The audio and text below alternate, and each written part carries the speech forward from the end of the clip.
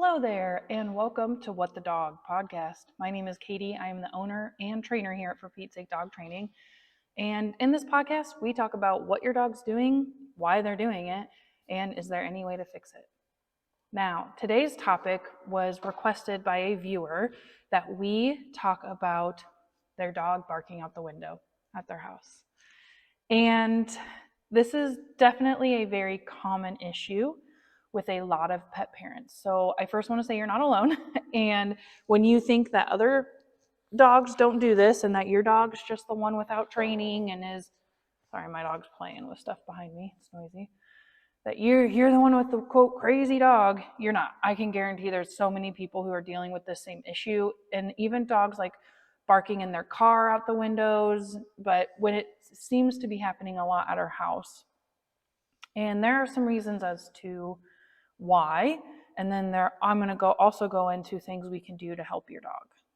Now, when we think about why your dog barks at things, this could be maybe trash or leaves blowing by, people walking by, other dogs, whatever it may be.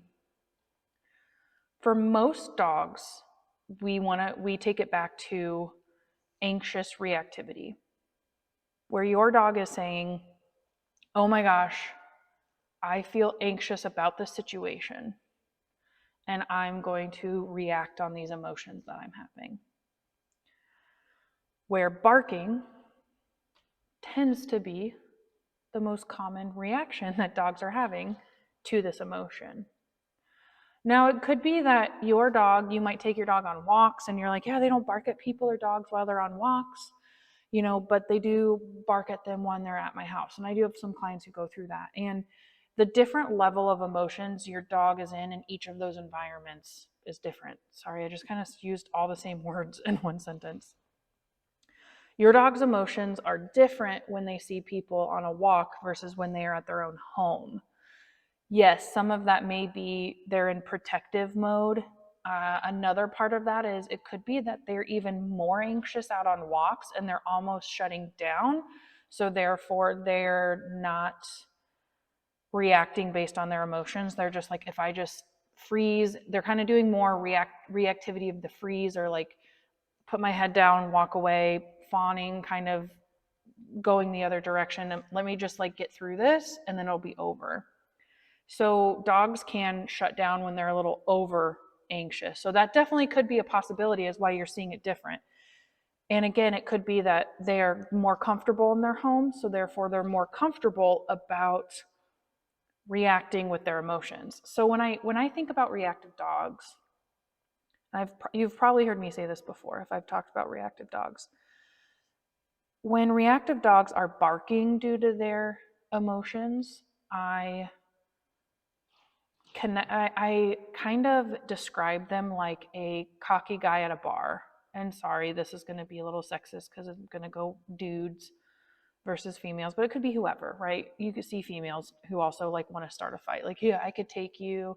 Let's go fight. Like, they're going to be like, I'm going to talk the talk, but I don't necessarily always walk the walk, right? So that's just kind of in a gist.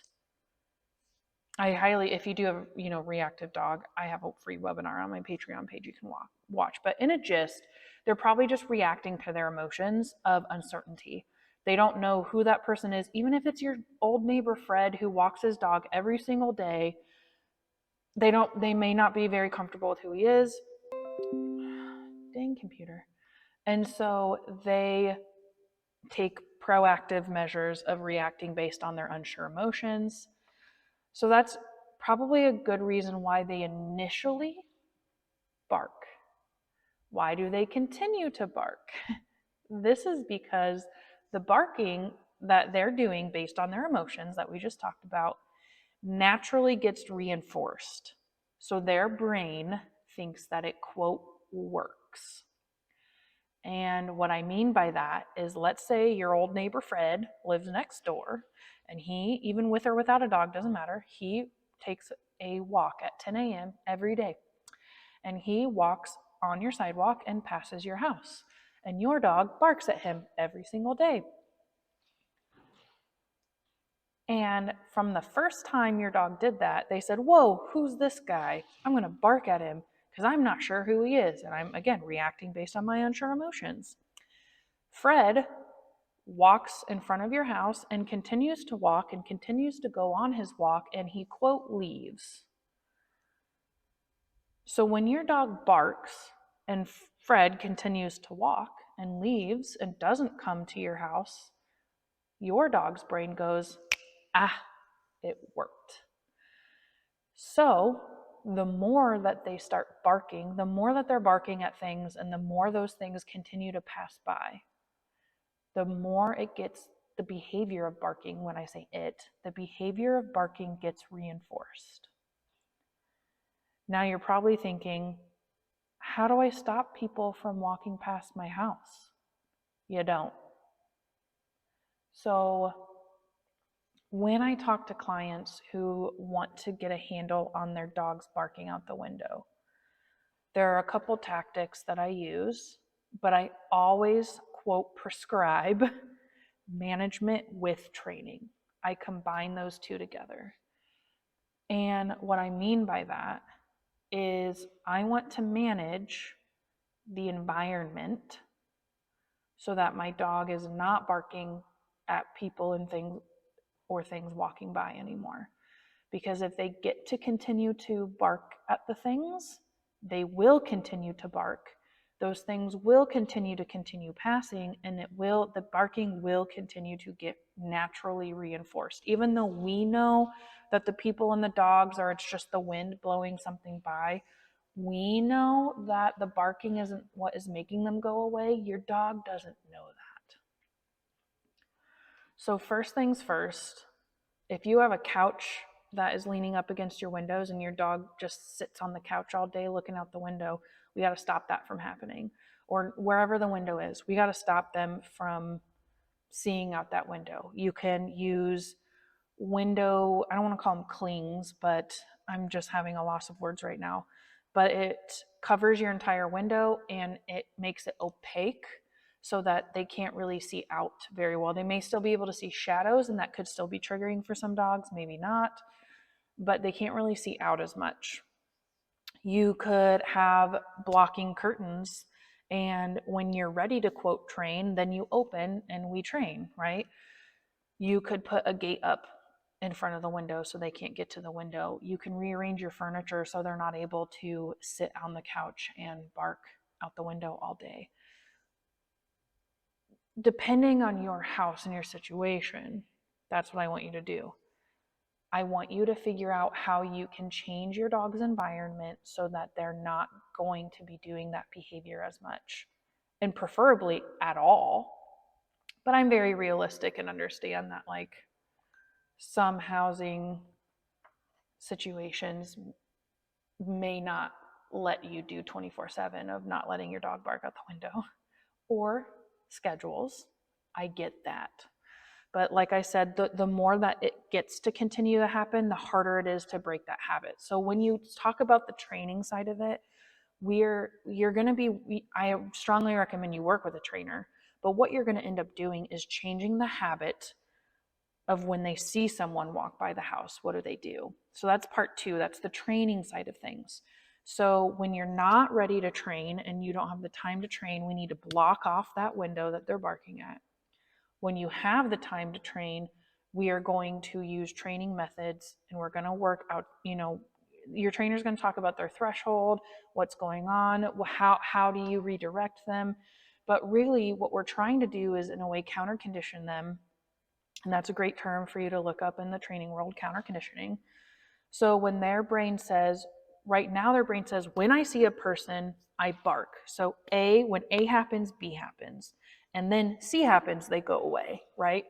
Ideally, when I work with training this behavior, I want A is always going to stay the same. The person's going to walk by. I want to change B, and they will see that C still happens. So generally what I want to say is, when a person walks by, you do B, which actually B is barking, so we'll do D. D happens, and guess what? C, the person still goes away. So it's just this equation, right? A person walks by. I used to B, bark at them, but now I'm training to do D when a person walks by. And guess what? They C, still keep walking. I know I just repeated myself twice, but I'm trying to make sure I'm getting that point across.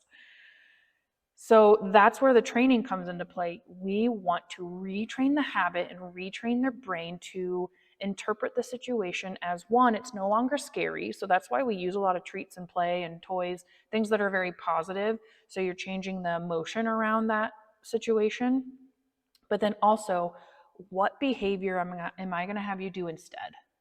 And now it's just a habit. It's a habit. It's a habit. It's a habit. Every time someone walks by, instead of B barking, they're going to do D, right? And they're emotionally going to feel better about the situation because most likely they're not feeling too positive about that situation. So when we talk about counter conditioning, there's a lot that goes into play, and I highly suggest using reward-based training with these issues because I never want to punish a dog for communicating because that's how they communicate.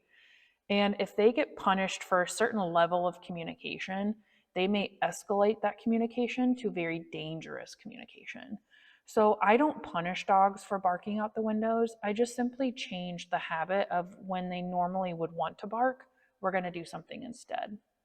So right now, personally, as a human, I'm working through, when I get anxious and worry about a situation, how do I retrain my brain to not be worried and maybe make a more positive thought and mindset? And there's a lot of great books that I've been reading about that. So keep that in mind, that that's the idea generally behind how we are going to fix your dog barking out the window. We have to understand the whys behind it, the emotions that they're going through, and then we have to manage the environment so that that behavior doesn't continue to get reinforced naturally. And then we have to train them to do something else that is positive, a positive experience with that situation. Because like I said, you could actually, if you start using punishment or anything in that environment, you could actually be risking their behaviors to escalate when they see strange people. And that could escalate even to like strangers coming into, or not strangers, but guests coming into your house. You may now start to see some escalated anxiety behaviors because you were punishing, the communication. So when it comes to dog training, the words punishment, reinforcement, like those always get thrown around. So maybe my next episode, I'll break down the quadrants of training for you guys. But I hope that answered your question. Like I said, I keep these quick and to the point.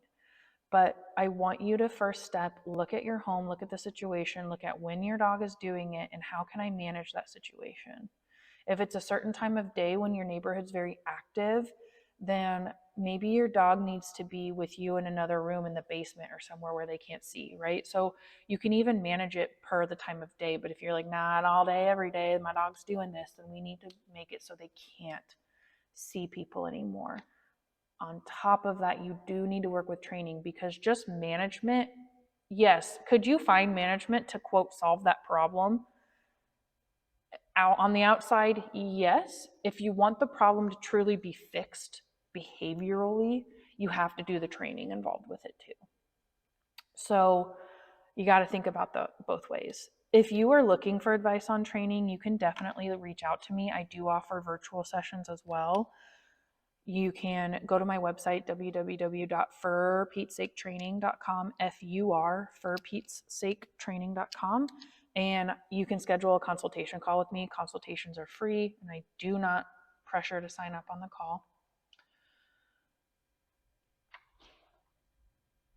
Sorry, I got distracted with things popping into my head that I needed to do today. So, anyway, definitely schedule a consultation call with me, or if you don't live in my area, I'm in Des Moines, Indianola, Iowa area.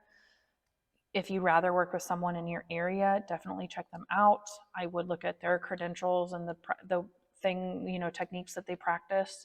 If you need advice on that, you can definitely reach out to me too. You can always message my Facebook page as well with questions you may have. But if you are another listener who didn't submit this, and also thank you, listener, for submitting. I definitely love the feedback, and love getting ideas that you guys need help with that I can talk about.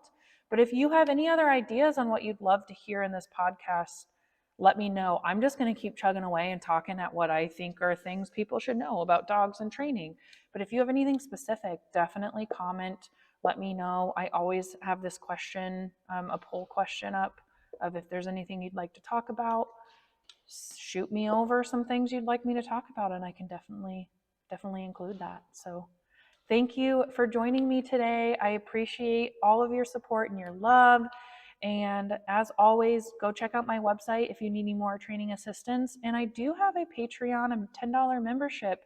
Go to patreon.com/for Pete's sake, FUR, Pete's sake.